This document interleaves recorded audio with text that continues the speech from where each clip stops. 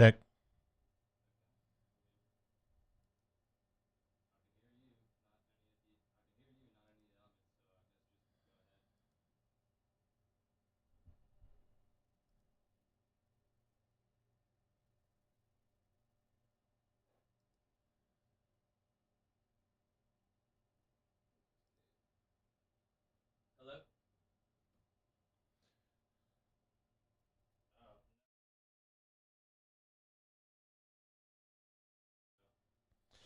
All right, and we welcome you into Hanny Time 104.5 ESPN Baton Rouge.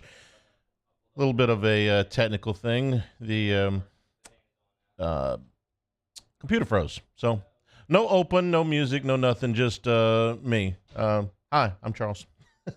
Taylor Sharp, Mario Jerez, working quick. You want to do the Taylor? You want to do the fancy voice guy, the clock ticking, all that stuff, or you just want to start?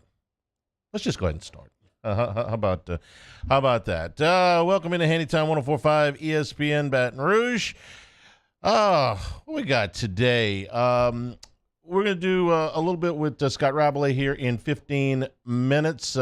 Scott moving off of signing day yesterday. He'll be with us today. Shamit Dua from Boot Crew Media will be with us at the bottom of the hour talking Pels. A week away from the deadline. We'll see if the Pels are possibly in a trade market. There are rumors floating around about OG Anunoby from Toronto. We'll talk with Shamit about that. But we start with last night's game. I guess we start with last night's game between LSU and Missouri. Kind of a painful way to start the show, honestly. LSU playing about as well as our computer is working right now. 87-77, the loss to Missouri. And it's been a long, long time since LSU won a basketball game, going back to the first game in conference play. They've now lost 8 straight in conference. They've lost 9 straight overall. I'd like to tell you that I've got some positive news to spin on this situation. I'd like to tell you that just hang in there, things will get better. But I'm not in the business of lying to you. What you saw last night was not at all unexpected. Missouri won by about what they were supposed to win by. They were about a 10-point favorite, 9.5, 10-point favorite. If you had LSU and you scrape by with a push because Miller hit a shot at the end, congratulations. But it wasn't there was no surprise. Missouri scored the first 8 points of the game. They led by as many as 18. LSU never seriously challenged them in the second half. You never felt like, they were down 13 at the break. They never put together what I considered a serious run to get Missouri nervous. They didn't shoot the ball particularly well because they usually don't shoot the ball particularly well. They didn't shoot it well from three-point range. They didn't shoot it particularly well from the floor. Missouri was lights out. It seemed like in the first half of the first 5 or 6 minutes, they couldn't miss a shot. Kobe Brown hit 5 out of 6 from three-point range, and it was 5 of the 13 three-point shots that they hit last night. Missouri shot 56% from the floor, 48% from three-point range. There's just nothing. There's just nothing positive. I can't point to anything. I would love to be able to point to something and say they do that well. They don't do anything well. I guess the turnovers were somewhat down last night, but that's a reach. The problems are multifaceted. Adam Miller, at this point, I don't want to just single him out, but in Adam Miller, you have a guy that's taking 11 shots a game and shooting 35% from the floor. You have a volume shooter that's not shooting well. And after 22 games, you can't just say the guy's in a slump. He didn't shoot the ball, over the moon at Illinois. You were thinking, well, at 34% from three-point range, he'll get better in his second year. And then the second year didn't happen because of the injury.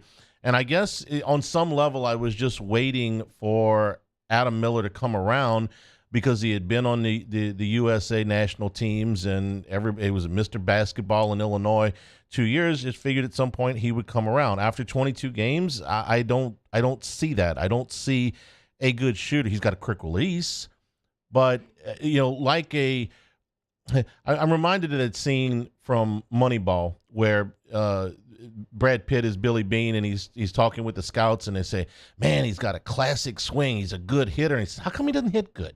That's how I feel about Miller. Everybody told you he's a good shooter. He's a good shooter. Well, how come he doesn't shoot good? And he's not. And like I said, I don't want to single him out because he's not the only one. The most disappointing thing to me about this group is at 1-8 in conference, you should at this point in the season, I think, be looking at some other options. You should be looking at getting some of your young people into action so that you can evaluate them moving forward. And they're not doing that either. Sean Phillips, Jalen Reed, and Tyrell Ward were all very highly recruited players, and none of them are even playing very much. Phillips played 11 minutes last night. I had to look it up. How many shots has he attempted this year? Because he played 11 minutes last night and didn't take one shot. Now, I know there's more to the game than shooting. There's fundamentals and defense. I get it, but at some point you have to be somewhat of a threat. Phillips has taken 4 shots all year. 4 shots in 50 minutes. This is a 7-foot 4-star player that has taken 4 shots in 22 games for a 1-8 team in conference. Let's put him in the game and see if for more than the 50 minutes that he's been in through 22 games. I mean, let's play him more than 2.5 minutes a game, and they got him in there for 11 minutes last night, I guess, and he did not attempt a shot. Jalen Reed is averaging about 15 minutes a game. He played 3 minutes last night, and he did not take a shot from the field. Tyrell Ward, who was the highest rated of the group, played 8 minutes last night, and he's averaging about 2 points a game. I can't believe that everybody missed on these guys, on all 3 of them, that of the other schools that were recruiting them, that anywhere else they would not at least be seeing a little bit of time. Early on, you're a freshman, you're not playing, I get it, but we're in February now, and they're still not there's no development there. I'm not seeing any progression. And if you're 1-8 in the conference, if you can lose with the older players where you kind of know what you got, you can lose with the younger players too and see what you got coming. The first year Will Wade was here, they were a very competitive bunch. They ended up going to the NIT. And, yeah, they went out and got Tremont Waters, and he made all the difference in the world. But there was a vibe around the team that just wait till next year. Because he is out recruiting his rear end off, and wait till you see these guys that are coming. And when those guys got here and you put Darius Days and Emmett Williams and Nas Reed, and you put all of these guys in there, it was like, whew, okay. And that team went to the Sweet 16. I don't see any guys coming in that I'm like, wow, man, I'm excited about that guy.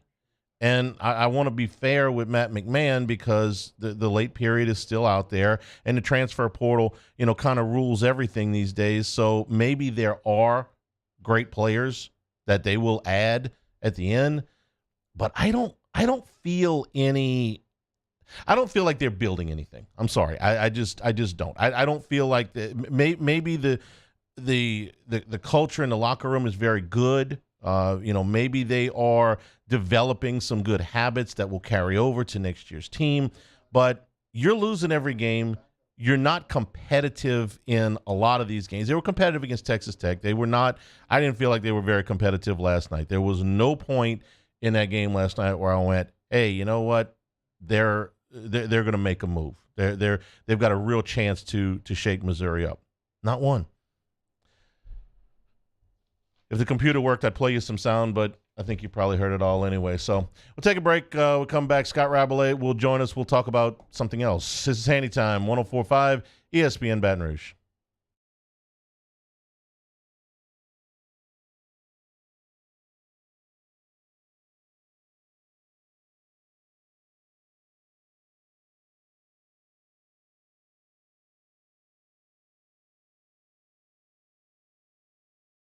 off plus 0% financing, and all new Bayou Ford vehicles come with a 1 million mile warranty. The crew at Bayou Ford is going to do right by you.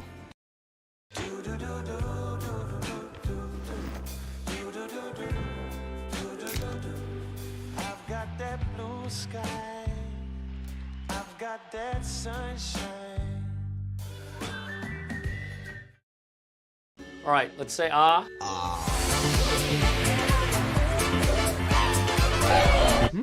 Where'd my spotlight go? Super weird, but we can take care of it. Get in and get better at Patient Plus. Start your day with news and newsmakers. Start your day with traffic, weather, and local stories that are important to you. Kickstart your day every day. Mornings with Brian Haldane from 6 to 9 a.m. Weekdays on Talk 107.3. Hi, I'm Brandon Landry, founder and CEO of Walker. Hi, my name is Dr. Craig Green. This is Ryan Terrio with HUDCORoofing.com. Hey, it's Matt Moscona. No matter how big your commercial roofing job, HUDCO can help. My patients come to me because they trust that I can get the job done at a high level. Ryan Terrio and Richard Tilley have the same level of trust when it comes to roofing. If you have a roofing issue, call HUDCO Roofing. Give us a call, 364-1007, and we'll come to your house and give you a free inspection. There it is, the extra mile, on the border of expected and extraordinary, for those willing to go further, like vans customized for work or play, with safety and tech to keep you connected, supported by a 5-star sales, service, and finance team, and backed by the 1-star you know. So go the extra mile. It's never crowded, because so few have what it takes to go there. Mercedes-Benz Vans. Louisiana. It's a place defined by culture, by pride, by passion, by people who do more than love this place. They celebrate it, elevate it, champion it. They are the individuals who embody what makes Louisiana great. I had to leave my parents. I had to move schools. Bayou Chrysler Dodge Jeep Ram has $8,500 off new 2022 Ram 1500s. New 2022 Ram 1500 trucks on our lot now.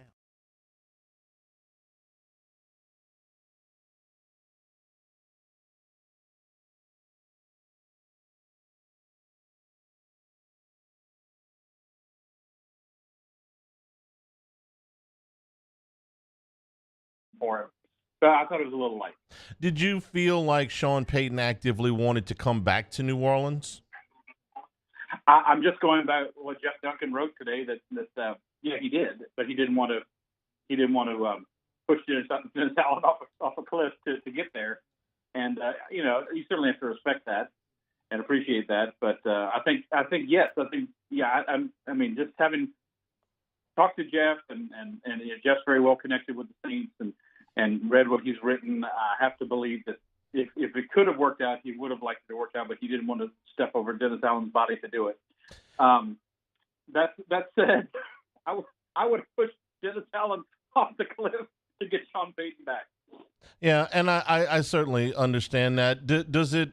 And you were certainly around for this. We heard all of these rumors, and got actually some of them confirmed that when Nick Saban decided he was leaving the NFL, he at least inquired if he could come back here. How serious it ever got, and it was like, well, the job's filled now. Knowing what we know at this point, obviously history would have been a lot different had Saban come back and they had pushed Miles out the door after 2 years, in which he had gone 22-4, I believe, through those 2 years. But yeah, you'd have done that deal, but that deal wasn't available either at that time. No, and that was that. That's I understand what you're saying. That's a different circumstance. Les Miles came in and won right away. And obviously won the national championship in his third season. There was no indication of some of the frustrations that were to come, or certainly some of the revelations that came out about later. That came out in the Hush Blackwell report. Obviously at the time, so LSU wouldn't have made that bargain. It would have been in their best interest too, for a lot of reasons, but they wouldn't have made that bargain. But yeah, Nick Saban, he told me that when I was researching my Fighting Tigers book. He said he wanted to come back, but then it was too late, and he said that he wanted to find a landing place in college, and Couldn't be Notre Dame, could it, Charlie? Couldn't it be West Virginia? Oh no, it had to be Alabama. Of course, but where else? Where else would it be? So for the Saints, an interesting piece today on ESPN, where they got a group of beat writers from the teams that need quarterbacks, and by my count, there's at least 9 teams that are actively searching for a quarterback, and that includes New Orleans. And they talked about some of the possibilities for New Orleans. One of the deals that was proposed was that if they could get Derek Carr from the Raiders for a 3rd and 4th round pick, would you make that deal? Does Derek Carr work for you? And I got a list of them, so don't feel like you got to say yes to the first one. Derek Carr for a 3rd and 4th round pick, would that be a good deal? Considering the Saints need to do so much rebuilding, restructuring, remodeling, however you want to put it, no, I would say not. I'd rather go with, try to go. I know there's been a lot of talk about Hendon Hooker maybe being available late in the 1st round or somebody like that. I'd rather go that route. Derek Carr doesn't move the needle for me that much now. All right. What about Jimmy Garoppolo? Jimmy Garoppolo does not cost you any draft picks. Say a 3-year deal somewhere in the area of $22 to $24 million per season, which is kind of cheap for a starting quarterback, but you don't know if Garoppolo is going to be able to stay healthy for an entire season. Most of the time he doesn't. Jimmy Garoppolo on a 3-year deal. What say you? He's 31. I like what I mean. You're not at that kind of money. Are you just tied to him? Are you shackled to him at the ankle? I mean, you think, or that kind of money, or you could go somewhere else or draft someone else if you wanted to. I would think that would give you some flexibility. Yeah, I think I could go with Jimmy Garoppolo there, and he's darn handsome too. He would increase your profile, your online hit. Yeah. Andy Dalton back on another 1-year deal for more than he made last year, but less than the $22 million that you're let's say a 1-year deal for somewhere between $10 and $15 million bucks. I don't think Andy Dalton was, Joe Montana, this past season or anything like that. I also don't blame him for a lot of the Saints woes. To me, yeah, I think I would have him back. If these 2 deals you're talking about aren't mutually exclusive, I think I would have him back for a deal. Yeah, none of them are, because none of these deals are long term. None of them preclude you from drafting a quarterback either at 29 or Hendon Hooker at 40 is a real possibility. There's a very good chance that he'll be on the board at 40. And if not, you could move up from 40 to 30 something, or even move back. Hey, I know the Saints ain't usually in that business, but you could move back a handful of picks, recoup some more draft capital and take Hendon Hooker early in the 2nd round. Sam Darnold, any interest on a 1-year deal? No, not Sam Darnold. I mean, you might as well stick with. Might as well stick with Andy Dalton. Jacoby Brissett, any interest on a 1-year deal? I understand that none of these are the cars that you want to drive, but you still got to get around, okay? So, I mean, you do have to do something.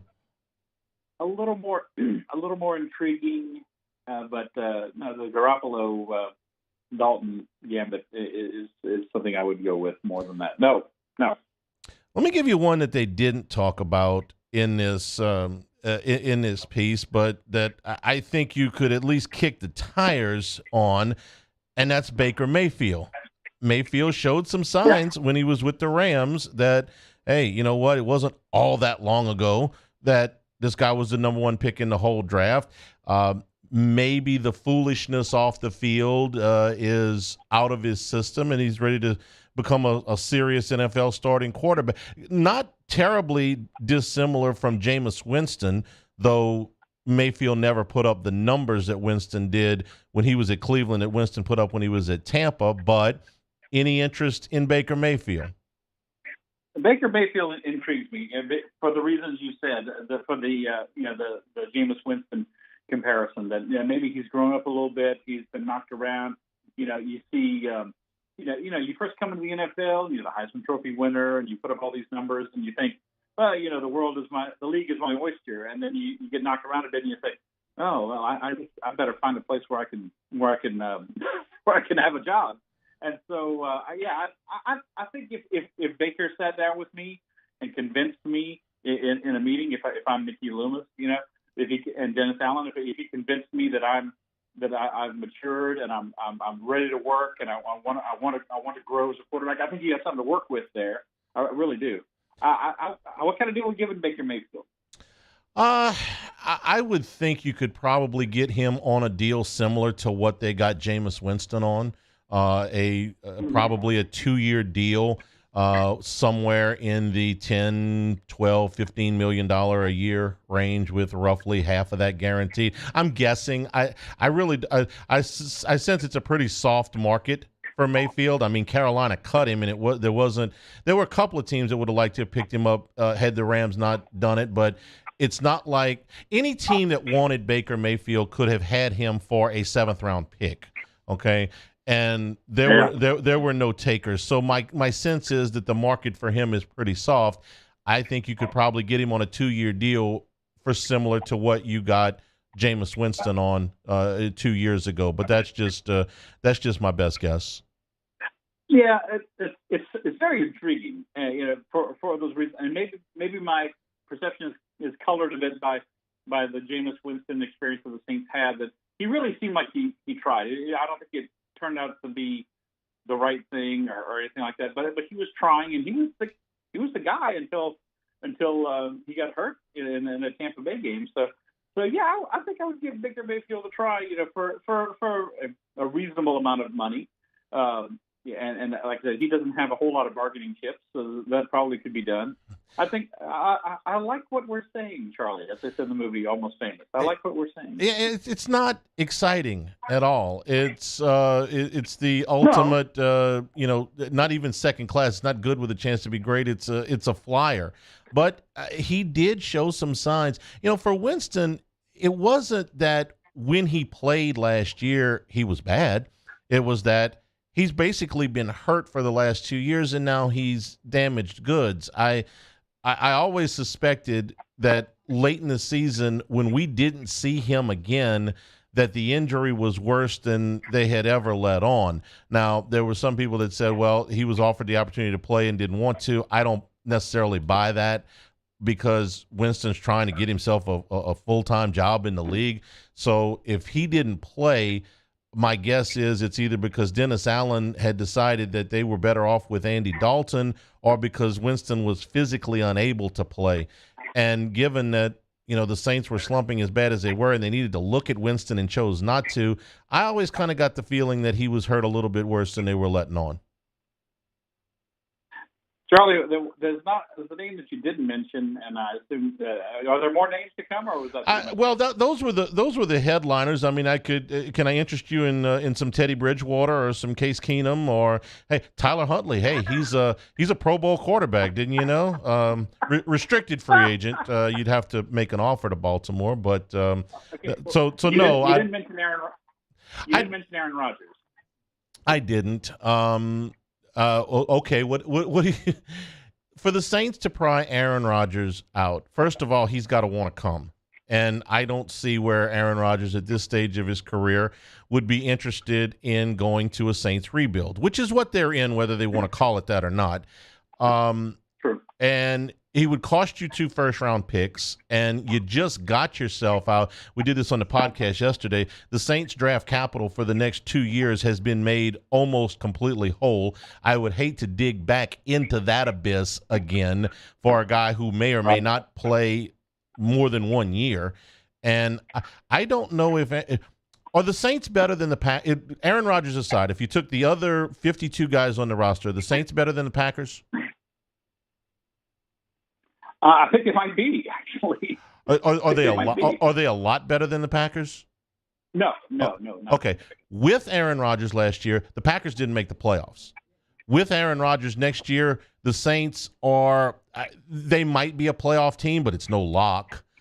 They might be a team that could get to this, win the division. Certainly, you got that going for you because the division stinks, and it got worse yesterday when Tom Brady retired. But True. I don't. Aaron Rodgers doesn't work on a lot of levels for me because, first of all, I don't think he would want to come. Second thing is you got to invest a lot of draft capital to get him. And look, Aaron Rodgers is going to do this the same way Brett Favre did it, which is every year you're going to go and from here until the day he hangs up his cleats, it's going to be, does Aaron want to play? And I that's a lot of draft capital for a team that I don't think is, doesn't automatically become a Super Bowl contender with Aaron Rodgers. I understand. It only takes a winning record, and you're in the hunt in the NFC South, obviously. Yeah. He could do that for you. And he's old. I get that, too. But I was watching ESPN yesterday, and Mike Francesa said he might be the most talented quarterback he's ever seen. And that is definitely a possibility. If they were just debating, is he one of the top 5 quarterbacks ever? No, I don't think he is, but for what he's done. But talent-wise, he's as a quarterback talent-wise, he's way up there, and he could maybe do for you what Tom Brady did for the Bucs. There's a chance, Charlie, and especially if he and Shailene Woodley get back together and they become like the new power couple in New Orleans. That would be a lot of eyes, and it'd be a lot of clicks for us at the Advocate and NOLA.com. So that would be nice too. Well, I get the allure. I'm not in any way doubting Rodgers' talent. I mean that's not where I'm going with this. The Jets, I think, are interesting because they do have a very good defense. It is New York, and for all of Aaron Rodgers' quirks, maybe that's attractive to him. I don't know. They do have in Garrett Wilson an emerging star, I believe. The guy could be Offensive Rookie of the Year. If you believe that Breece Hall will come back from the injury, you've got a number 1 running back.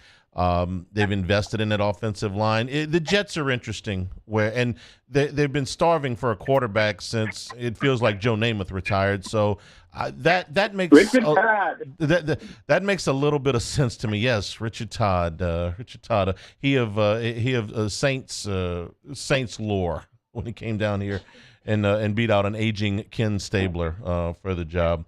Did you get to go to the women's basketball game on Monday night before we let you go? I certainly did. I wrote a column from the game, and it was quite the scene, Charlie. It was quite the scene. It was, I'm not trying to be a fan, but it was nice to see LSU women's basketball relevant again because this program had a following for a time, and it was just allowed to rot under Nikki Fargas. And when I look at some of the attendance they had.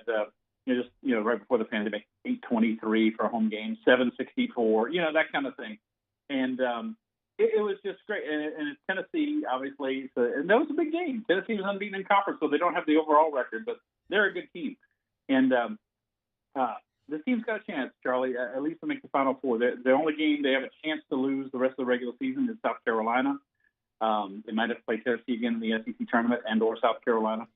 So I'm giving them a puncher's chance at South Carolina. I mean, South Carolina's just been kind of scooting along. We'll see how they look against UConn. But it was a great, to answer your question, it was a great, great atmosphere. And one I hope they can replicate soon because this team is going places. They're very good this year. They have a chance to be tremendous next year. Scott, we appreciate your time as always. Take care, and we'll talk to you next week. Thanks for inviting me to your game show, Charlie. I appreciate it. Scott Rabelais from The Advocate. We're brought to you by Acura and Infinity of Baton Rouge. With 3.9% APR for 60 months on most models, $1,000 in loyalty cash on the MDX and the TLX. 2 years, 24,000-mile complimentary scheduled maintenance on all 2023 models. And large certified inventory on the lot right now. 7 years, 100,000-mile powertrain coverage. Roadside assistance, invaluable. We had a chance to use that not terribly long ago. Had a problem, with the transmission. Got that roadside assistance. Got it taken care of. Perfect for your older drivers or your younger drivers. Your first scheduled maintenance is free. Complimentary service vehicle when you do take your vehicle in for maintenance. Transparency in pricing and a family atmosphere. It's Acura and Infinity of Baton Rouge. Take a break. It's Hanny Time, 104.5 ESPN Baton Rouge. February is the month of love, and all this month at the Aesthetic Medicine and Anti-Aging Clinics of Louisiana, they're giving you $100 off of lip filler, a great gift for the special lady.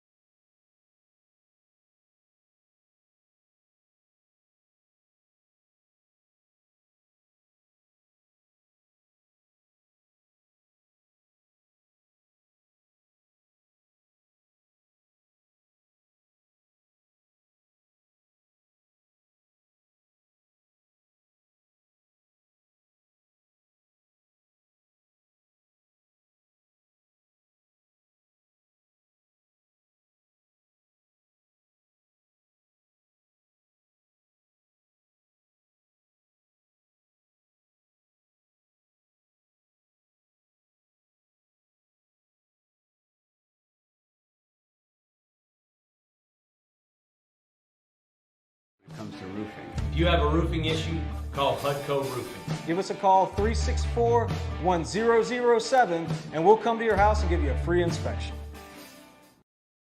Louisiana.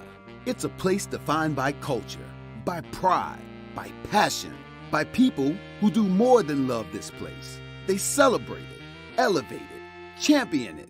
They are the individuals who embody what makes Louisiana great. The companies that make Louisiana a better place to work and live. The nonprofits leading transformational change in our communities. Champions of Louisiana are all around us, and LWCC is proud to celebrate them because we've always been Louisiana loyal, supporting the workers, the innovators, the change agents of this great place we call home. Who are the champions around you? Together, we can share their stories. Together, we can help our home state thrive. Together, we are Louisiana loyal. Always.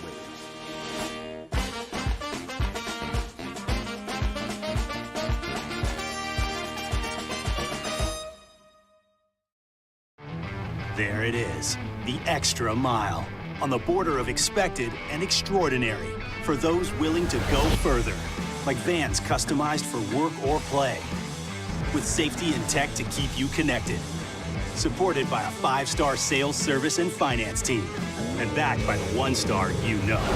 So go the extra mile. It's never crowded, because so few have what it takes to go there. Mercedes-Benz Vans.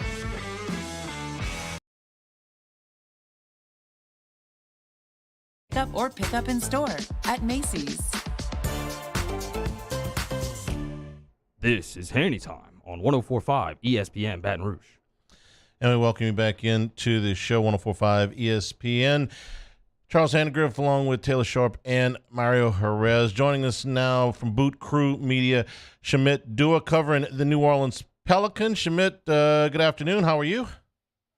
Good afternoon. I'm doing well. Excited to be on the show. Well, thank you for spending some time with us today. I want to start with Brandon Ingram because knowing or watching you on Twitter, I know you've expressed some concerns.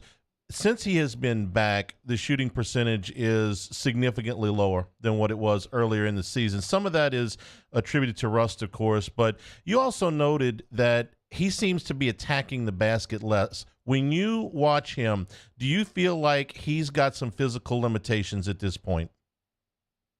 You know, it's difficult to tell if they're physical or if it's just a mental hurdle that he needs to clear. Maybe he just doesn't trust his toe. Unsure exactly what's going on, but as you mentioned, there are moments where you'd like to see him attack the basket where he's been a little bit tentative, a little bit hesitant, and I think the Pelicans could really use a Brandon Ingram who is rounded into form. But, you know, this is one of those things that takes time, and when you miss 2 months and you haven't played in 29 games, it's going to take you 4 or 5 games to catch your stride, catch your rhythm, and hopefully it doesn't take too much longer for Brandon Ingram. What do you think as far as the rotation since he has come back, and do you think that Willie Green at this point is trying to figure out what the right balance is as far as how far he can push with Ingram in the lineup? Definitely. I think Willie Green's always kind of balancing that when his stars return from injury. There's always the medical staff letting him know, like, hey, you can play him this many minutes, you should play him at this many time. So they're working on recommendations based off of the medical team and the performance team. But, as far as the rotations go, I think they've closed every single game with Brandon on the floor, and his minutes have been increasing every game since. So it seems like from a workload standpoint, he's certainly ramping up and getting there. I think efficiency will follow soon. We know that if you take the top two scorers off of any team, they're going to feel it. But this losing streak has now reached 9. Besides the obvious with Williamson out and Ingram, at least on the mend here, what else has gone wrong during this 9-game losing streak? They can't score the ball. To put it simply, during this streak, they've had a top 10 defense. Well, not top 10, I guess, like top 13-ish defense, still top half of the league. But they've been the worst offense by far, and it hasn't been close. They haven't been able to generate clean looks for their shooters. They haven't really been taking that many threes, and they just haven't been able to score the ball. And I think part of that is personnel related, but part of that is scheme related. And I think the coaching staff should take a deeper look at how their offense is structured and try to figure out ways to generate some of those easier baskets. We are 1 week away from the NBA trade deadline. There was a report by Chris Haynes that OG Anunoby from Toronto, I'm reading the tweet here, would like a change of scenery. Raptors management is aware of how he feels, and the New Orleans Pelicans are definitely high on OG Anunoby. So what say you to, first of all, can this work? And second of all, what would he cost? That's a great question. I think OG Anunoby is a player that is reportedly wanted by 5, 6, 7, 8, 9 teams. There's just a lot of teams out there that would love a young, versatile defender who can hit the three, can score the ball, and just really defend every position. And when he's healthy, he's one of the candidates for Defensive Player of the Year. And that kind of player, I think, if the Pelicans are able to acquire, puts them into the I want to say like contending sphere. Obviously, being at 500 right now, the record doesn't reflect anything close to contention. But we know, these type of trades are the trades you make for a team that you envision to be fully healthy. And so when Zion's back and Brandon Ingram is rounded back into form, putting an OG Anunoby next to them, I think really sort of brings the starting lineup together and would make them a formidable force in the West. But as far as what he costs, that's kind of the big question here. I don't think the Pelicans want to overpay. I don't think they want to include any of the picks that they are owed from the Lakers. I think they prefer to keep a lot of their young guys out of the trade. So there's a push and shove happening right now. But there was another report by Chris Haynes that Memphis is also interested, and neither team wants the other team to get OG Anunoby. That seems like Toronto sort of leaking to the media to drum up some of the interest to raise the price a little bit. But it is something to watch. I think ultimately it'll probably take one young player and a couple of picks to get the deal done. Shamit Dua is our guest from Boot Crew Media. All right, so listen, Devontae Graham and Jackson Hayes, that fits the salary requirements for it. Obviously, neither one of those players are going to be very attractive to Toronto. So then it's how many picks are you willing to put in there? And it's like you've got 3 categories of picks here. You've got the Lakers picks, you got the Pelicans picks, and you got the Bucks picks. Probably in value in that order, I would think. So it's kind of like, does it take 2 first-round picks? Do you need 1 from the Pelicans, 1 from the Bucks? You're not moving that Laker pick, I know, just on the off chance that the ping pong balls fall right and you end up with Victor. But how many picks and which ones? Just if you had to guess. My suspicion is that it would take 1 Bucks pick, 1 Pelicans pick, and a guy like Herb Jones. Ooh, you lost me. I don't want to trade. Yeah, I don't want. I think that's the cost. I was right there with you till you moved Herb Jones. And I know what a big Dyson Daniels fan you are, so I'm guessing that's a non-starter for you as well, right?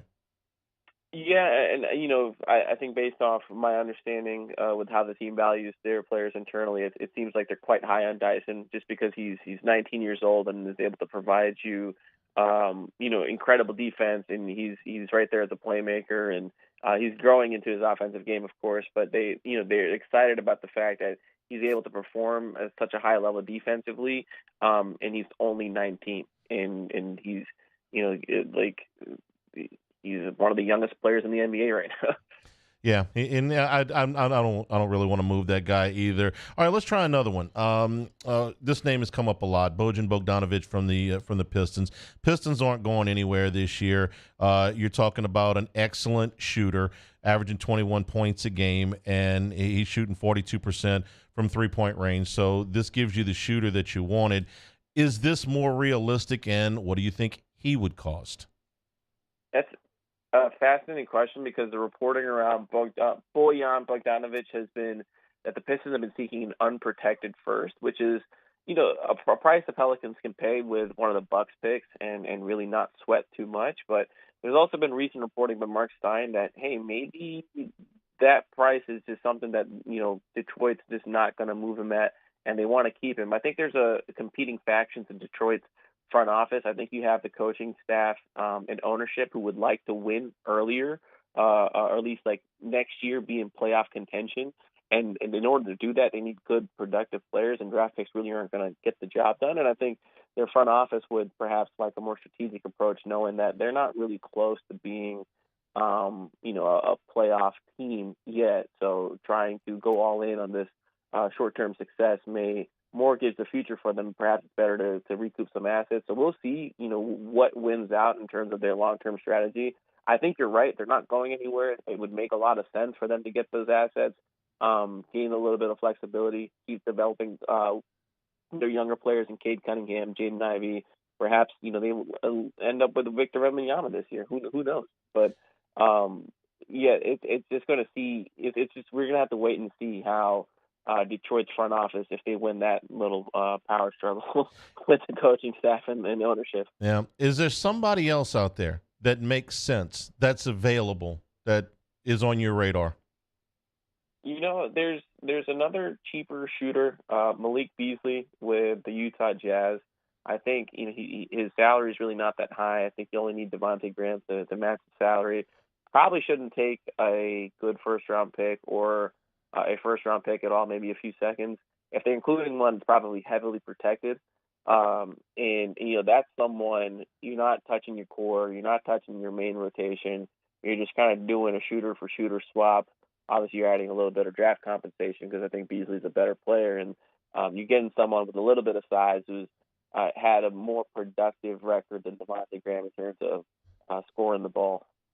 Is doing nothing at the trade deadline an option? Is there something to the idea of, hey, look, just let us get our guys back for once and let us play with the team that we put together that's been on the floor for all of, I believe, 12 games together.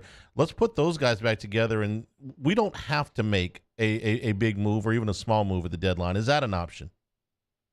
It's always an option. I think what makes me a little bit hesitant to say that's like a likely option is the way the Pelicans' salaries are structured right now. It behooves them to sort of make a move at this deadline before they run out of room. Like, for example, Jackson Hayes, he's probably coming off of the books this summer. I don't anticipate them reaching another agreement with him. So if you wanted to use that as a trade piece, if you want to use that as a salary piece, you kind of have to do it now. And they also have to set themselves up for next season because Zion Williamson's contract extension kicks in. And so their salary number is about to balloon, and they have to figure out if they can get any kind of flexibility so they can stay within the luxury tax. Maybe they're slightly above it, but not too far above it. And I think this deadline provides a pretty good opportunity to kind of get your bookkeeping in order. It's always a moving target, but what are you hearing about Zion's return? I'm hearing that Zion would like to play a few games before All-Star break, before he heads out to Utah, because he was named a starter. That's kind of always been the case with Zion. He's wanted to return as soon as possible, and the Pelicans staff has been conservative about his return, and typically, the staff has won that battle. But I would not be surprised if we see Zion on the road trip heading out west to OKC in Los Angeles. May sound like a little thing, but is management going to be okay with him playing in the All-Star game, even if he comes back before that? I mean, listen, in today's load management of the NBA, they'll take regular season games off. I got to be honest, if I'm the Pelicans front office, I'm not wild about him playing in the All-Star game and risking something, even if it's I understand they don't play much defense in that game, and it's a spectacle and all that, but I'm not wild about the idea of him playing a couple of games off of his hamstring and then going play in the All-Star game. Do you think management feels that way? There might be a small level of concern, but ultimately there's really nothing you can do about that situation. You want to celebrate the fact that your player made the All-Star game. And he's young. He hasn't had really the opportunity to play at that level quite frequently yet. He's been injured. One of the times he was selected as All-Star, the other time he made it out there and didn't quite look like himself. So I think it's just one of those things that like players are going to play, and there's not much you can do. You can only structure their environment as much as you can, and you just hope that they don't get hurt. Don't get me wrong. I want to see Zion Williamson play in the All-Star game. Just a little gun shy at this point. Last thing, and we'll let you go. Do we know that the Pelicans made it to Dallas? The Pistons have been there since Monday with the ice storm. They couldn't get out. So last I heard was that they were at the airport in Denver trying to get to Dallas. Do we know if they made it? I don't know yet. They're supposed to get in this afternoon, just like 2 hours before the game. So we're probably approaching that window here in a couple hours. And yeah, they're supposed to get in, get to the game, play, and then fly out. So it's supposed to be very quick in and out. And I don't think they're too happy about how the situation's played out for them, but really nothing you can do with the weather. Yeah, I don't think the Pistons are really happy either. They've been there 3 days longer than they wanted to be. Shamit, we really enjoyed the conversation. We look forward to doing it again. Thanks for spending some time with us today. Of course, thank you. Shamit Dua from Boot Crew Media. We'll take a break, come back, wrap things up here. Hanny Time, 104.5 ESPN Baton Rouge. This is Hanny Time. Big Mike's in Denham Springs with swamp pop music tonight, and jitterbug dance lessons. Also, DJ K-Jack will be there tonight at Big Mike's, and on Saturday, High Water playing at 8 o'clock, Petty Betty at 11. Just part of the live music that goes on at the venue every Thursday, Friday, and Saturday at Big Mike's. Right now, ball crawfish every day coming out at 11 o'clock. Big Mike himself is stirring the pot, or is just putting them in the pot. So get your crawfish at 11 o'clock every day, 7 days a week at Big Mike's. Part of the very fabric right there, a big important part of Denham Springs. If you've seen them on Bar Rescue, if you've been over to visit the Denham Springs Hall of Fame, if you're in there for a happy hour, drink prices 3 to 7 Monday through Friday, and all day on Sunday. Watch Super Bowl at Big Mike's with happy hour drink prices. On Aspen Boulevard in Denham Springs, Big Mike's, we're kind of a big deal. Bayou Chrysler Dodge Jeep Ram has $8,500 off new 2022 Ram 1500s. New 2022 Ram 1500 trucks on our lot now with $8,500 off MSRP. All new Bayou vehicles come with a 1 million mile warranty. If you need sales or service, the crew at Bayou is going to do right by you. I had to leave my parents. I had to move schools. I don't know anyone here. Everything keeps changing. Why is this happening to me? I'm sure glad you're here. Change a child's story. There's a child in foster care waiting for a volunteer like you.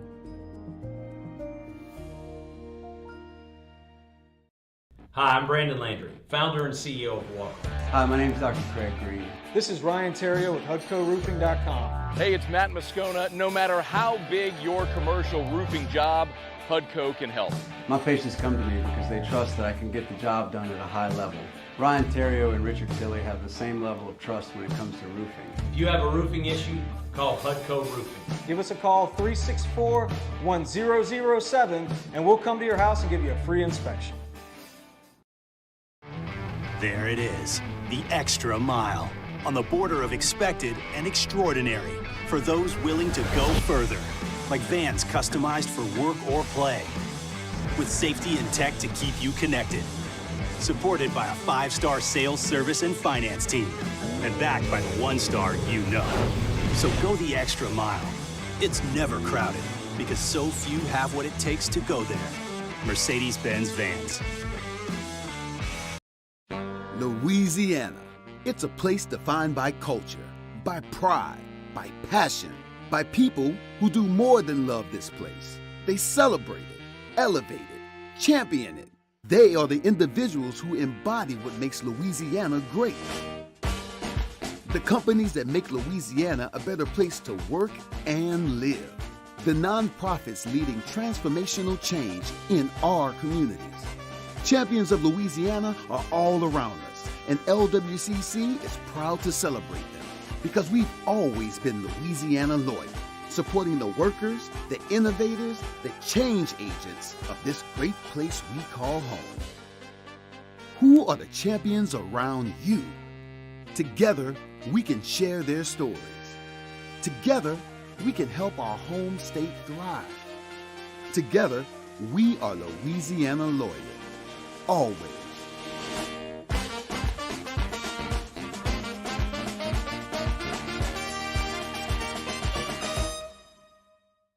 Bayou Ford has $4,000 off MSRP plus $1,000 Ford credit cash on new 22 Ford F-150 XLT trucks. That's $5,000 off plus 0% financing. And all new Bayou Ford vehicles come with a 1 million mile warranty. The crew at Bayou Ford is going to do right by you. Jimmy Ott and Charles Henniger for the Thursday evening edition of Game Time presented by Bet Rivers. We're downtown at Jolly Pearl Oyster Bar on north facing Town Square. Game Time, 6 to 8 p.m. presented by Bet Rivers on 104.5 ESPN Baton Rouge.